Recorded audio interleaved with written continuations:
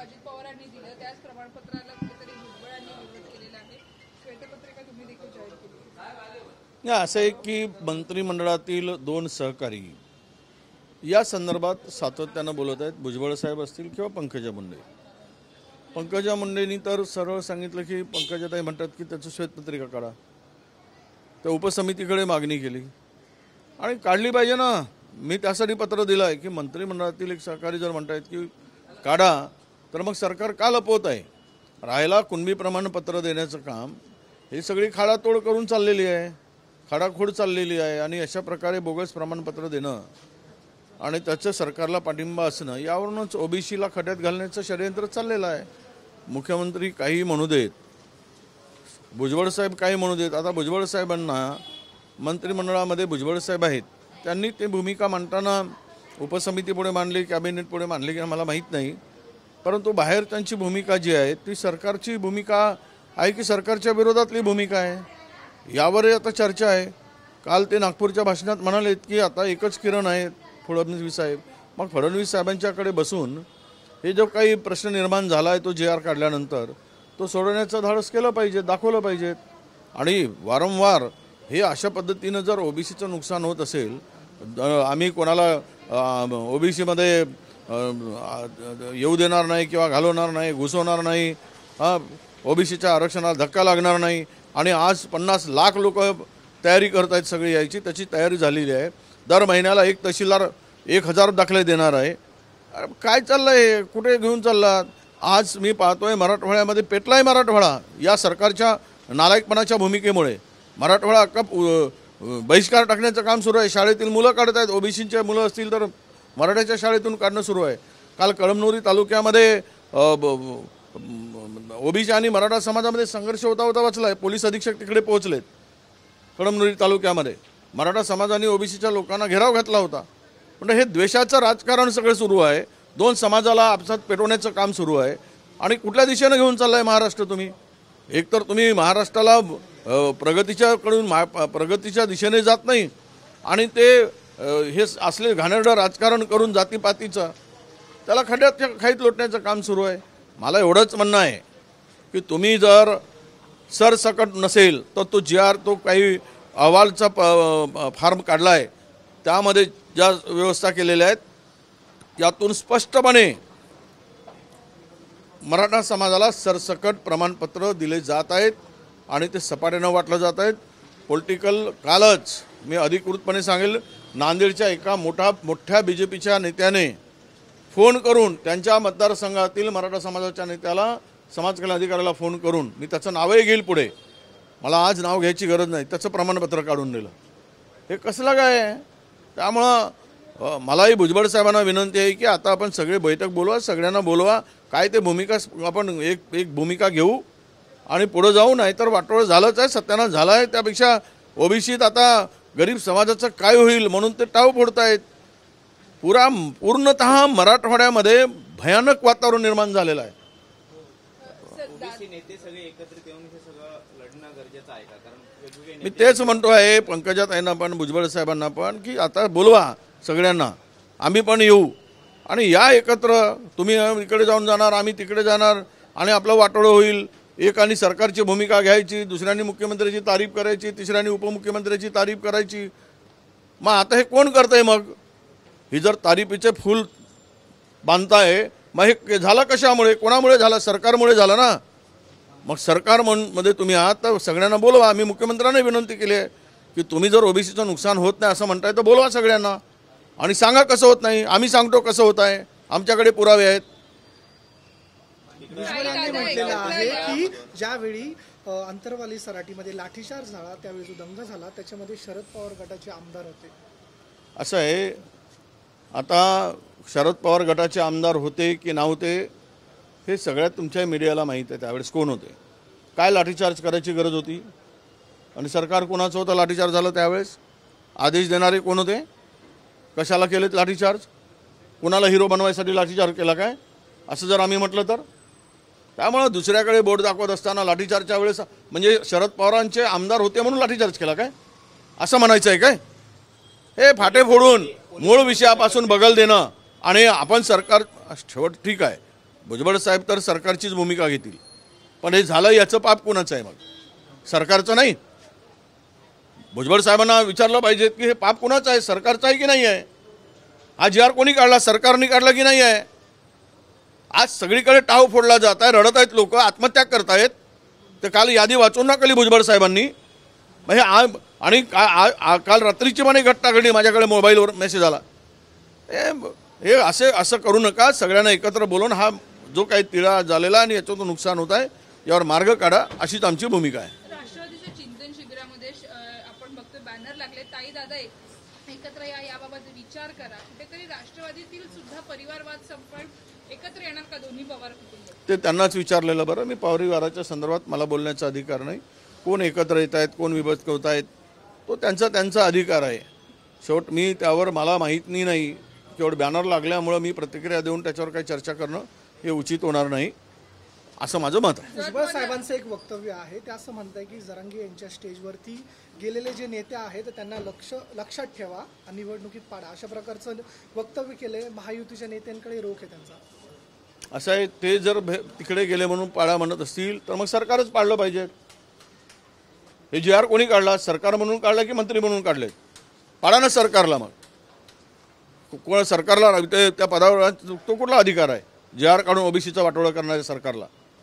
त्यामुळे यातून अनेक मार्ग म्हणजे चर्चा होईल वेगळ्या मार्गाने. पण एक आहे की हे ते म्हणतायत की त्याला पाडा, हे याला पाडा. अरे आत्ता ओबीसीचं नुकसान होत आहे, त्याचं काय?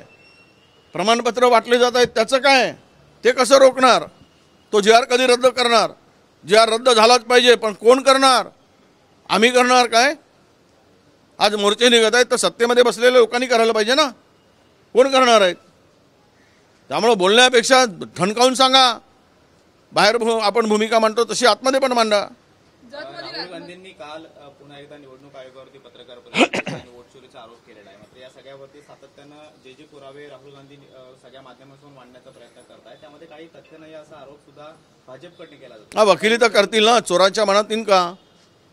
जे ते चोरी केले आहेत त्यांना तशा हे लागणारच, बुडाला आग लागणारच. ती आग लागताना दिसतंय आम्हाला माहिती आहे. राहुल गांधींनी पुराणीशी मानलंय. दम आहे तर तुम्ही टाका ना विरोधात, घ्या करा याचे कोर्टात, तुम्ही जा ना, करा ना कारवाई राहुल गांधीवर. कालीची पत्रकार परिषद म्हणजे लवंगी बॉम्ब सुद्धा नाही असं फडणवीस म्हणतात. नाही, फुटेल ना. अजून बांब फोडायचे आहेत.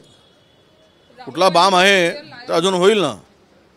भाजपचे आमदार आहेत गोपीचंद पडळकर यांनी पुन्हा एकदा वादग्रस्त वक्तव्य केलंय. जयंत पाटील हा राजाराम बापू पाटील यांची अवलाद. बघा, कोणाच्या आईवर, हा खरं म्हणजे आईला शिवी आहे. हा असा मूर्ख, पागल, कुत्र्या आणि चावल्यासारखं बोलतोय. कुत्र्यापेक्षाही, आता हे शब्द मला बोलायला नको, एखाद्या आईच्या वर अशा प्रकारे बोलणं, अरे कुठली संस्कृती आहे? कुठल्या याच्यावर संस्कार आहेत? आणि ही पद्धत महाराष्ट्रात कधी नव्हती.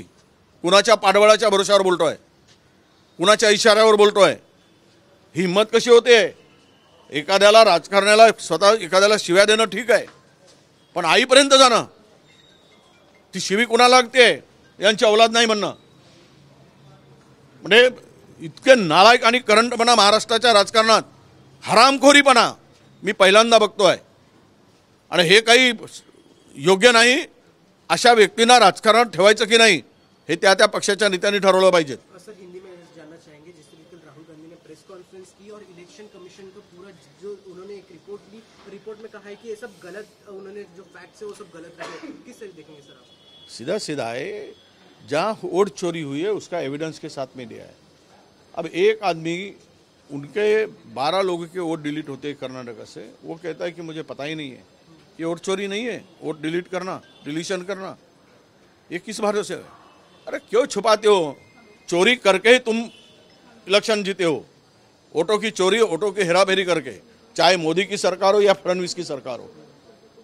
झूठ के पुलिंदे मत बांधो. राजौरा में क्या हुआ? रिपोर्ट हुई ना. किसने रिपोर्ट दी? कलेक्टर ने रिपोर्ट दी. चोरी हुई करके रिपोर्ट दिया ना, हमने तो नहीं दिया. रिपोर्ट किसने दी? गवर्नमेंट ने कार्रवाई की. इसका मतलब पूरा क्लियर है. और तुम ये जो कहते हैं, अरे कहाँ पे तुम जब सरकार में आए थे, कोई महाराष्ट्र में कहीं जल्लोष दिखा क्या? कभी हार तोड़ा दिखा, कभी स्वागत सत्कार दिखा, कहीं ढोल बजे? इसका मतलब यही है तुमने इलेक्शन का कमीशन का आधार लेकर वोट चोरी करके खुद का ढोल बजा लिया और कहते हैं कि राहुल गांधी के पास में एविडेंस है तो दे। एविडेंस तो दे रहे, ओपन दे रहे, प्रेस कॉन्फ्रेंस लेकर दे रहे, कार्रवाई करे। जब हमने एविडेंस वो ये मांगे तो इलेक्शन कमीशन क्यों भाग रहा है, क्यों प्रेस कॉन्फ्रेंस करता है?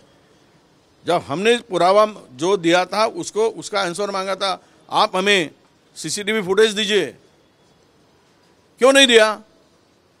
अब खुद भागना और उसकी वकीली करना चोरी छुपाने के लिए, तो मैं कहता हूं कि सब मिली भगत है, इसलिए इस तरह की बातें हो रही है। सर, जिस तरह सुप्रीम कोर्ट ने कहा है कि लोकल बॉडीज इलेक्शन जो है महाराष्ट्र में जल्द से जल्द होना चाहिए, उसी के साथ जो वोट चोरी जो है क्या महाराष्ट्र में लोकल बॉडीज इलेक्शन में हो सकती है? क्या ऐसा है जिस तरीके से बिहार में किया गया, क्या वो महाराष्ट्र में भी होना चाहिए लोकल बॉडीज इलेक्शन में? नहीं, देखो महाराष्ट्र में लोकल बॉडी चुनाव में हमने सबको आगाह किया है।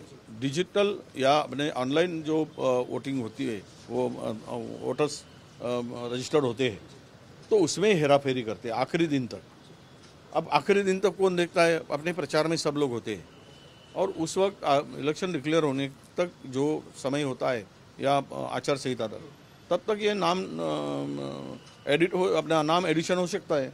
अब उसमें भी उस समय नहीं मिलता एडिशन के लिए, तो उस समय ये लोग फ़ायदा उठाते हैं और जो नहीं चाहिए उसका नाम भी डिलीट करते हैं, और जो चाहिए जो नहीं है अपने फेवर में तो उसका डिलीट करो, और जहाँ पे अपन कम है तो वहाँ पे जोड़ो। ये धंधा क्लियर चल रहा है। हमने सबको इंस्ट्रक्शन दिया है, सबसे चर्चा किया है कि आज इसके ऊपर ध्यान दो, और जहाँ भी हम लोग ये महीने में 15 अक्टूबर तक हमारा महाराष्ट्र प्रदेश में हम एक यहाँ पे व्यवस्था की जा रही है।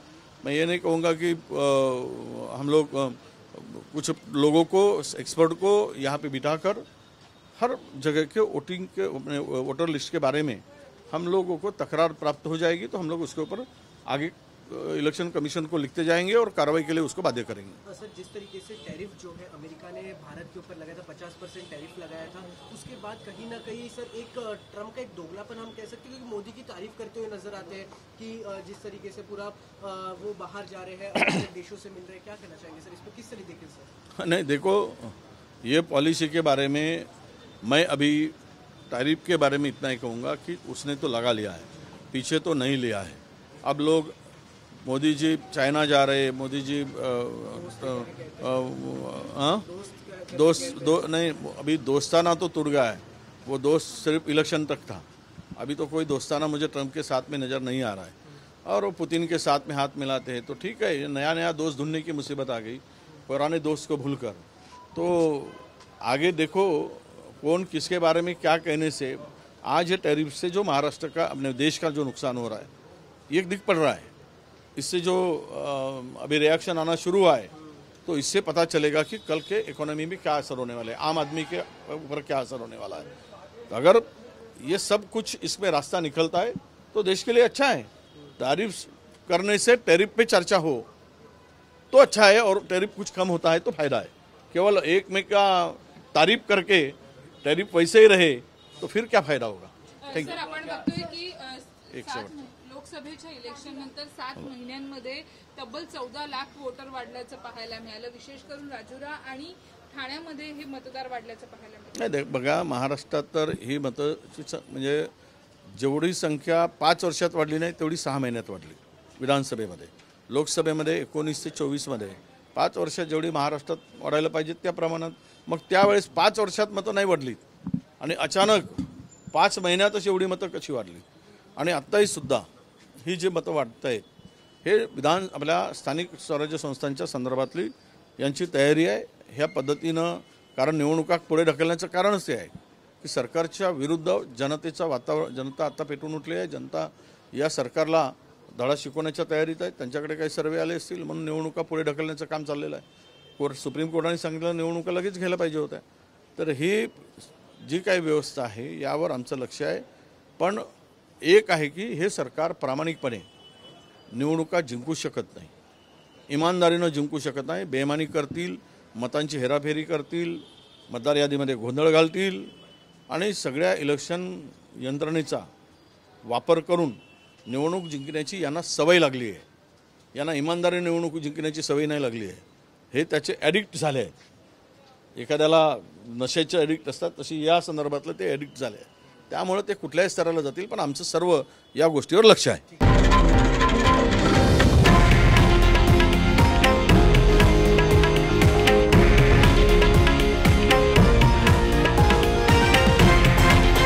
हे आहे देशातील नंबर 1 न्यूज नेटवर्क आणि आपण पाहत आहात TV9 मराठी, एकमेव.